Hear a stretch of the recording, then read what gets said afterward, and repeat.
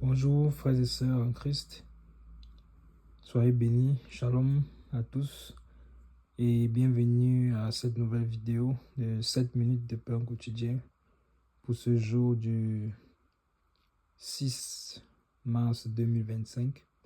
Nous allons poursuivre notre série dans le livre des Actes des Apôtres, au chapitre 1. Nous allons lire aujourd'hui les versets 6 à 8. Alors les apôtres réunis lui demandèrent: Seigneur, est-ce en ce temps que tu rétabliras le royaume d'Israël? Il leur répondit: Ce n'est pas à vous de connaître les temps ou les moments que le Père a fixés de sa propre autorité. Mais vous recevrez une puissance, le Saint-Esprit survenant sur vous, et vous serez mes témoins à Jérusalem, dans toute la Judée, dans la Samarie et jusqu'aux extrémités de la terre. Amen. Amen. Donc, nous voyons ici, nous avons vu hier que c'est le Seigneur Jésus qui baptise du Saint-Esprit et il accorde et rassure dans les apôtres ici qu'ils recevront la puissance de Dieu Saint-Esprit. Avant d'arriver cela, nous commençons à cela au verset 7, nous commençons d'abord au verset 6. La parole de Dieu nous dit: Alors les apôtres réunis lui demandèrent. Qu'est-ce que nous voyons ici? Nous constatons que les apôtres étaient réunis. Cela veut dire qu'ils étaient unis tous ensemble. Donc, sous la direction de l'Esprit, comme nous avons vu hier, que c'est l'Esprit de Dieu qui doit diriger, c'est l'Esprit de Dieu qui doit établir les apôtres, c'est lui qui les forme, c'est lui qui les établit, c'est lui qui les envoie. C'est également lui qui est responsable de l'unité. Donc, nous voyons que les apôtres étaient réunis, ils n'étaient pas dispersés. Ils ont donc demandé au Seigneur: est-ce en ce temps que tu rétabliras le royaume d'Israël?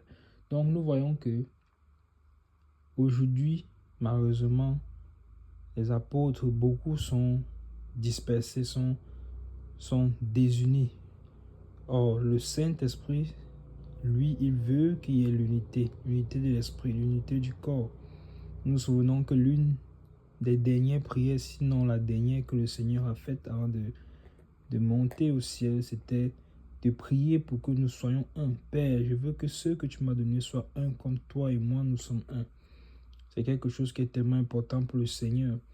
Donc, nous devons faire mourir, comme nous avons vu également hier, nous devons faire mourir la chair, mourir les œuvres de la chair, mourir le moi et faire descendre, disparaître l'orgueil pour que nous soyons revêtus de sentiments humbles, pour que personne d'entre nous ne cherche à monter sur l'autre, ne cherche à dominer sur l'autre, mais que tous ensemble, comme un seul corps, les membres d'un seul corps, que nous puissions nous soumettre les uns les autres et demeurer dans l'unité. Donc, nous avons vu au verset 3 que Christ a souffert et il a apparu vivant. Nous avons vu cela avant-hier qu'il nous faut souffrir, donc souffrir dans la chair, abandonner la chair, ne pas satisfaire la chair pour être vivant plus tard. Donc, les apôtres étaient réunis, ils ont demandé: Seigneur, est-ce en ce temps que tu rétabliras le royaume d'Israël?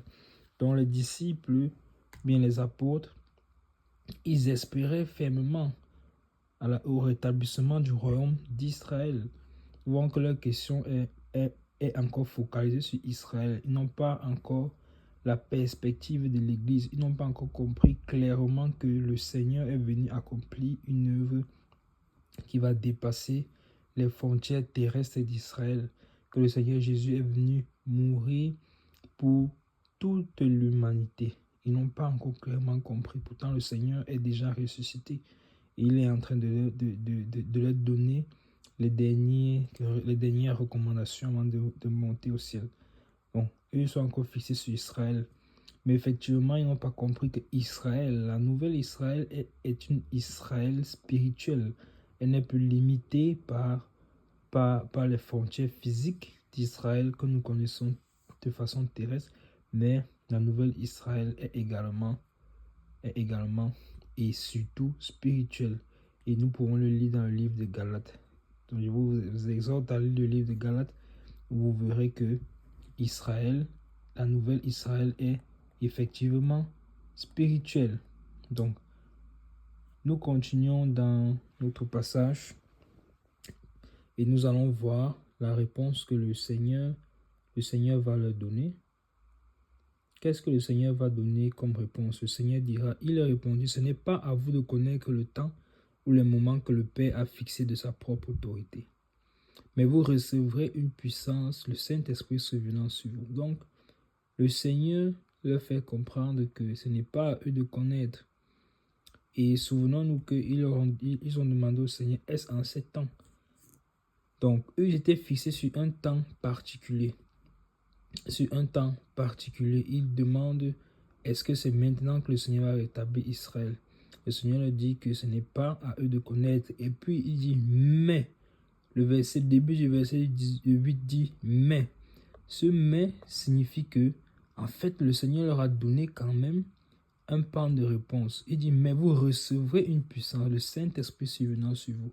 Donc cela veut dire que à eux, hommes, il ne leur est pas donné de connaître le moment que le Père a fixé de sa propre autorité. Le mais introduit maintenant le fait que le Saint-Esprit qu'ils vont recevoir, lui, il connaît. Lui, il connaît. Le Saint-Esprit qui est Dieu, qui est Jésus, connaît quand est-ce que le royaume d'Israël va être rétabli.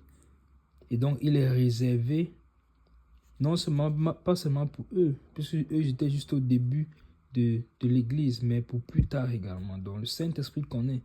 Donc, le Saint-Esprit connaît. Pourquoi est-ce que le Saint-Esprit connaît? Parce que c'est l'Église de Christ est habitée par le Saint-Esprit. L'Esprit de Dieu est celui qui coordonne dans le corps du Christ. C'est lui qui habite dans le cœur de tous ceux qui lui appartiennent. Et donc, lorsque le Seigneur Jésus-Christ reviendra, c'est ceux qui ont le Saint-Esprit qui seront enlevés. Donc, le Saint-Esprit en eux connaît quand est-ce que le royaume d'Israël sera établi. Non seulement il connaît, mais également il connaît parce qu'après l'enlèvement, il y aura également la restauration d'Israël plus tard, après les noces de l'agneau. Donc, le Saint-Esprit de Dieu connaît. Donc, d'où encore une fois de plus l'importance de connaître le Saint-Esprit, l'importance de chercher le Saint-Esprit, l'importance de savoir si on a le Saint-Esprit ou pas. Et nous l'avons vu la dernière hier qu'effectivement il était très très important de connaître le Saint-Esprit, de le rechercher parce que c'est le gage de notre foi, c'est le gage de notre salut, c'est le gage de notre héritage. Et donc, vous recevrez le Saint-Esprit, une puissance, le Saint-Esprit survenant sur vous. Et vous serez mes témoins à Jérusalem, dans toute la Judée, dans la Samarie et jusqu'aux extrémités de la terre. Et l'on comprend donc pourquoi le Seigneur leur a demandé d'attendre d'abord à Jérusalem, comme nous avons lu hier. Donc, pourquoi? Parce qu'il fallait qu'ils soient d'abord les témoins à Jérusalem. À Jérusalem. C'est là que tout devait commencer. Et au chapitre 2 de Actes des Apôtres, nous allons voir que c'est effectivement à Jérusalem que Pierre a pris la parole pour annoncer l'évangile à ces 19 nationalités qui étaient venues à Jérusalem pour adorer. Donc c'est là que tout a commencé. Et puis il dit dans toute la Judée qui était la province. Donc nous voyons comment le Seigneur a commencé à Jérusalem. Il a poursuivi la propagation de l'évangile dans la Judée et puis dans la Samarie et jusqu'aux extrémités de la terre. Et nous voici aujourd'hui, nous qui sommes non juifs selon la chair, mais qui désormais sommes la véritable Israël spirituel. Pourquoi? Parce que nous avons reçu le témoignage du Seigneur Jésus-Christ, nous avons reçu la parole de Dieu, nous avons reçu le témoignage de Christ annoncé par les apôtres dès le commencement. Donc, nous aussi, nous sommes appelés à être des témoins. Les apôtres ont été des témoins. Le Seigneur Jésus a dit que vous serez mes témoins. Et vous serez mes témoins à Jérusalem. Donc, nous sommes appelés, exhortés à être des témoins pour le Seigneur Jésus-Christ. Là où nous sommes, dans la ville où nous sommes appelés à être des témoins.